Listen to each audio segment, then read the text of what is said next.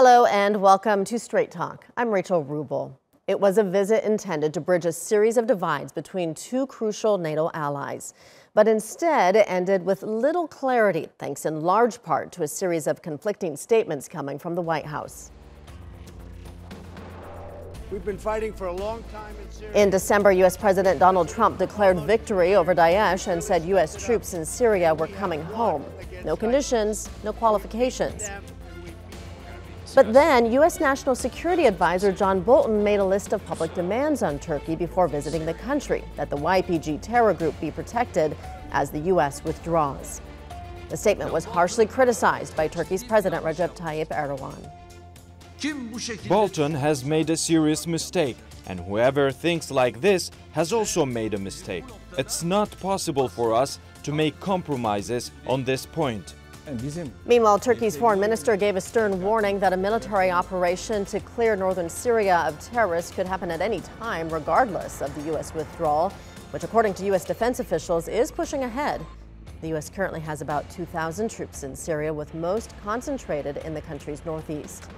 Part of a coalition to battle Daesh, the U.S. armed, trained, and fought alongside the YPG, which is the Syrian branch of the PKK terror group. And joining me now are Ragip Soylu, who is a correspondent covering Turkey at the Middle East Eye, and Borzou Daragahi, who is a senior fellow at the Atlantic Council. Thank you both for joining me today. Ragip, I'll start with you.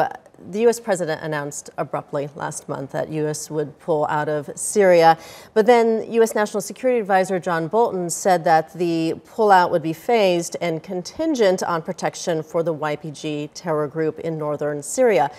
Bolton had to know that that would anger Turkey, yet the purpose of his trip was to contain fallout from Trump's announcement. Now, has he actually made things worse?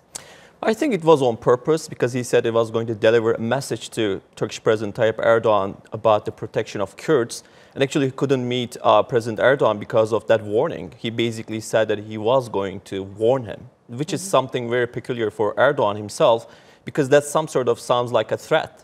And it sounded like that for Ankara, and they actually snubbed him. They didn't meet him. They canceled the joint press conference. They also didn't want to have people who are senior enough to have the meeting, such as, they had a chairman of Joint Chiefs from the American side, but there was no chief of general staff from the Turkish side. And in terms of the delegation's composition in Turkish side, was a lower level other than the spokesman Ibrahim Kalın.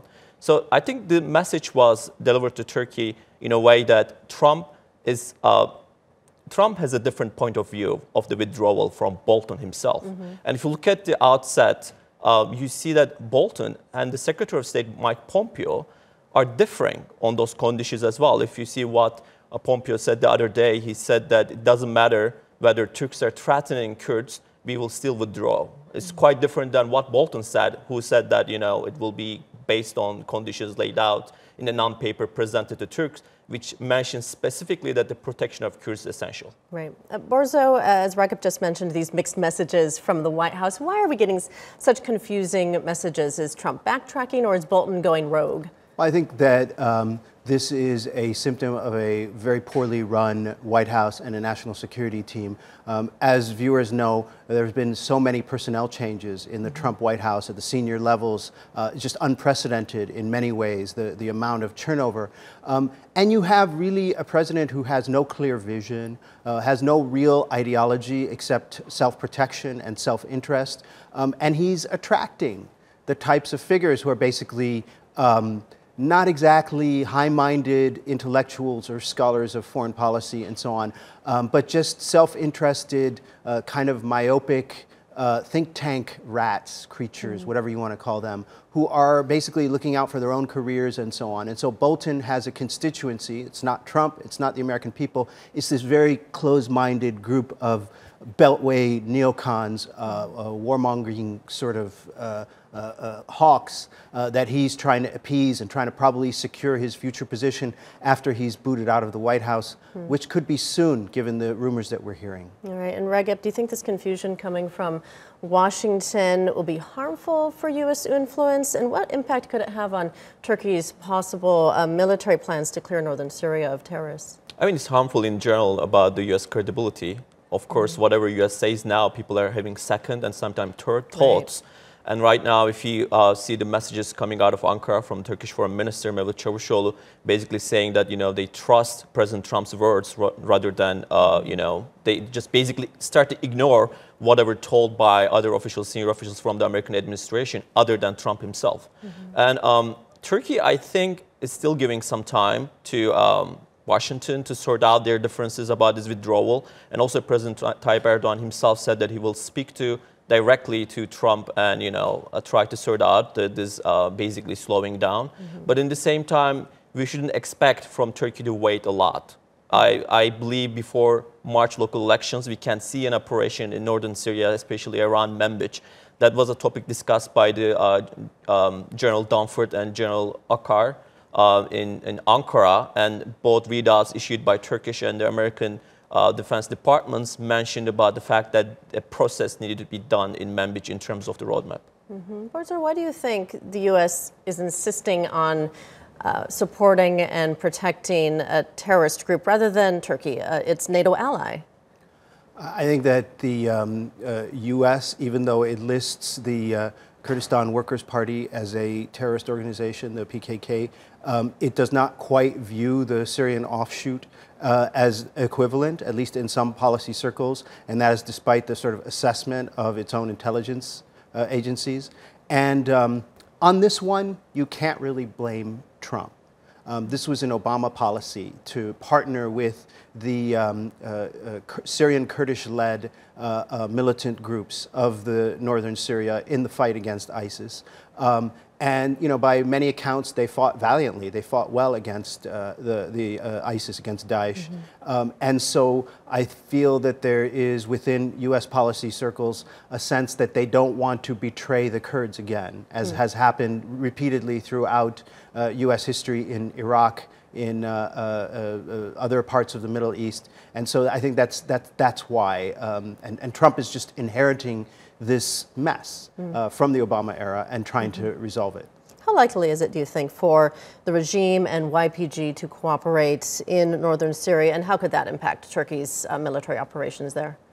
I think that there is a possibility that they could collaborate. I think that would in many ways be a betrayal of Syria's Kurds, the people of Syria Kurds, of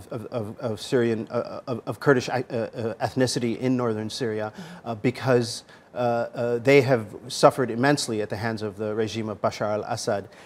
But on the other hand, if you look at the history of the YPG, PKK, PYD complex, those Kurds loyal to militant leader Abdullah Öcalan, there has been a lot of dealing with both the Syrian regime and the Iranian regime and the Russians over the decades. Ragip, some analysts claim that the possible Turkish operation may hurt Turkey's relationship with Russia.